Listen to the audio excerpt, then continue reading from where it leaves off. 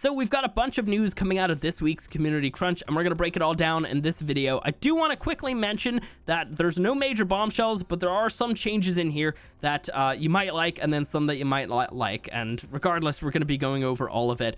Also, actually, I should probably mention this. I did put up a tweet with all my thoughts and opinions that I had after a couple days of reading everything that you guys said after my video, and I put that up a couple days ago, and I'll link that down below if you want to read that.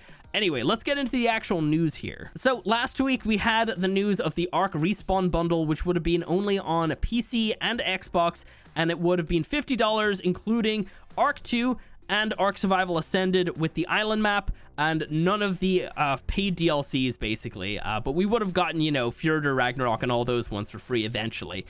They wanted to charge $20 for Scorched, Aberration, and Extinction, and then another $20 for the 2 Genesis DLCs. This is all being scrapped now. What we have is a new deal of just ARK Survival Ascended for $60 on all platforms, PC, Xbox, and PlayStation. Obviously, for consoles, it's only next gen.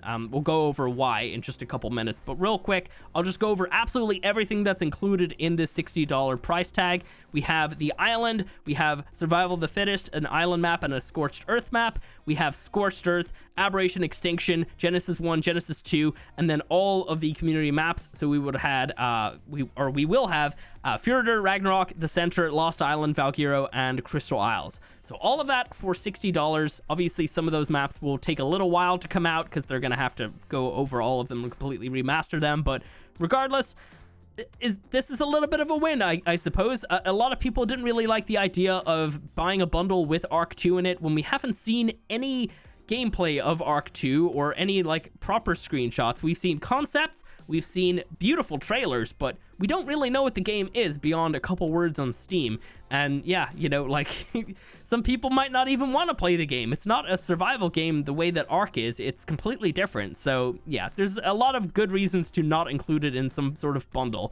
Plus, it felt weird to like pay $40 for ARK Survival Ascended plus another $10 for ARK 2. Like, are they really cheapening their brand new game down to $10? It felt a little weird. So all that's completely being scrapped anyway, and the new deal is $60 across the board for everything. I think that's a good deal. Obviously, if they really wanted to be nice to us, they could have made it $50, but, you know, $60's, you know, it's a pretty decent deal, considering we would have had to actually spend $90 completely to get everything. We're now getting all that for $60 minus ARK 2, but, you know, the whole thing of people not really knowing what that game is. Anyway, thoughts and opinions, leave them down below. Let's move on. So thankfully, they did address the mammoth in the base this week, and of course, we're talking about Jeremy's tweet. Back in January, he told us that the UE5 update would have been a free update for ARK, and it basically would have carried over all your save data. At that time, that was their plan, they have admitted, but their plan actually changed. You see, their initial plan was to port the Switch version of ARK into UE5 and then basically, you know, bump up the graphics. Because if you guys didn't know, the Switch version of ARK was actually built from the ground up. It's not just a port from PC or anything like that. So if they did do that, it would run better than the PC version of ARK, and it probably would have a smaller file size as well. But yeah, their plan to do all that completely just was scrapped due to a lot of limitations that obviously that would have brought. You know, a lot of things in ARK would have broken. Obviously, everybody's mods would have broken, which is a major like issue for PC people because we all love our mods. And yeah, so that would have really sucked. Another, like, a bunch of other issues would have basically happened, and they decided to instead just build it from the ground up. And along this way, hopefully, I'm hoping that they're gonna fix a lot of actual core issues with ARK, you know, around optimization and file size. You know, a lot of those things are really bad for ARK, and it would be great to actually have a completely remastered version of this game, and that's what they're planning on doing. So we'll have to wait and see. You know, we'll see how it looks and feels once it comes out, but I'm holding out my heart and just begging Wildcard to actually, you know, improve these things for ARK Survival Ascended over ARK Survival Evolved. But yeah, that's essentially the reason that they're not going to be doing this for free anymore. You know, it does make sense from an industry standpoint, but, you know, like, obviously, us consumers, we do have to pay. So, you know, at the end of the day, It does suck, but it is what it is. Anyway, so moving on, we actually have some more Ark Survival Ascended news here. We've got a bunch of features that they're actually going to be including in this new game. Obviously, we got some of these last week. I'll throw them up on the screen, but we've got a bunch of new ones here that they have revealed. So there's going to be a dynamic navigation mesh and creature pathfinding overhaul, which basically means, in layman's terms, creatures will be able to follow you and get to you smarter, essentially. You know, instead of actually being able to sit up at the top of a really tall rock or a cliff or something and shoot down at a raptor, maybe it's going to run around and try to get to you. If it can find a way to you, it probably will do that. That's really exciting. That's really, really exciting, because, like, oh my god, I've wanted that for such a long time. One of my pet peeves for Ark is when creatures are following you. It's terrible. Most of the time they get stuck on things. So if they're actually going to be able to find their way around these obstacles, that would be fantastic. So big win right there. Photo mode, probably for all platforms, I would imagine. Obviously, in Ark Survival Evolved on PC, we have a thing called Ansel, which allows us to fly around with like a camera and take these really, really nice screenshots. And I would imagine this photo mode is going to be across the board, just a different version of that, kind of like what all console games usually have anyway. So that's a big win, you know, especially on console. You guys are going to actually be able to take really nice screenshots now. Another thing is NVIDIA DLSS, which from my understanding is essentially just a major performance boost based on some sort of algorithms that can run in the background.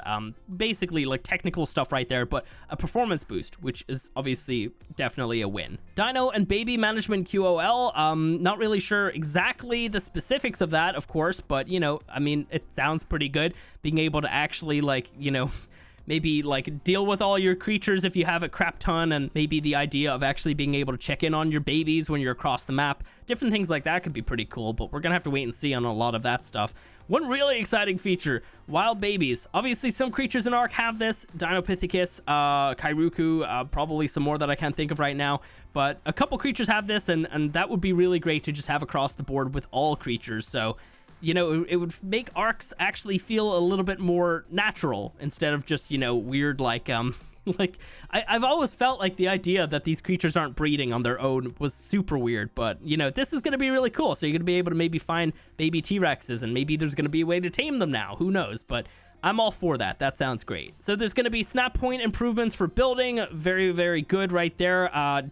Different changes and improvements to character creation, of course. And then they're actually stamping down their foot on this one right here, which actually is kind of going against some news that was coming out recently.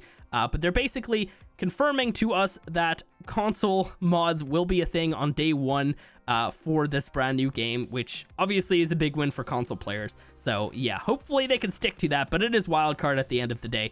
You know, they mean well, but, you know, for the most part, sometimes they miss the marks on these things, and it might get delayed by a couple weeks, but we'll see. Just overall, they have also mentioned that they do plan to support Ark Survival Ascended with new features, including some at launch, content drops, creatures, items, structures, and DLC. So that will, of course, will be new paid DLC, most likely. Maybe some community maps as well. I'd love to see that in UE5, but we'll have to wait and see on a lot of that stuff. But yeah, so actually, speaking on new creatures, we are getting a brand new creature in Ark Survival Ascended on day one, only for Scorched Earth.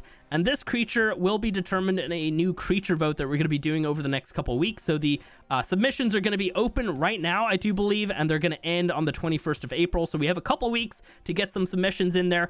Bearing in mind that this creature is going to only be on Scorched Earth, you know, base your kind of your ideas around the idea that it's going to have to be something in a desert. So we might not see, you know, the usual suspects of like the bison, and well, maybe the bison, to be honest. I feel like that probably would work on there. I don't know. Anyway, there's a lot of things that appear in these creature votes all the time. So hopefully we'll get, you know, concise creatures that actually make sense to have on Scorched Earth. And of course, it's going to be a real world creature as well. So yeah, really, really exciting. I'm actually really happy about that. I'll be covering that as we go along with all this news. We do have a picture of the Rhyniognatha, which is, of course, the last creature coming to Ark Survival Evolved. This was, of course, part of the community creature vote that we did a couple months ago. It was the winner.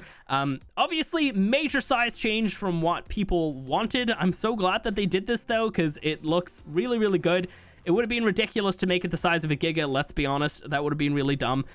It is obviously incredibly sized up because it was supposed to be the size of a mosquito, but I'm actually happy with it. I think it looks really, really good. I really like it. If you disregard the wings, I would say like the size of it It's maybe like maybe just as tall as like a Thyla, I would say, roughly, according to that human off to the left right there. But yeah, so anyway, I'm really happy with that. That looks amazing. I cannot wait to get some mutations on this thing, because insects, of course, nowadays in ARK are breedable, so this is hopefully going to be breedable straight off the bat. Really excited for this guy, though. Oh my god. One thing, though, actually, we will be getting the dossier next week, so I'll, of course, cover that next week and go over all the features once we have that feature list. I am still hoping that they kept in, like, the kind of like motorcycle saddle for this thing. That was one little feature that they included in the submission that I really did enjoy. So hopefully we get that too. But regardless, what do you guys think of this thing? I think it looks great, but you know, leave your thoughts down below. So the last piece of news, unfortunately, is that they have not changed any of their plans from last week regarding the official servers for ARK. They will still be shutting them all down on the 31st of August. I would have hoped that they would have maybe done some changes to this.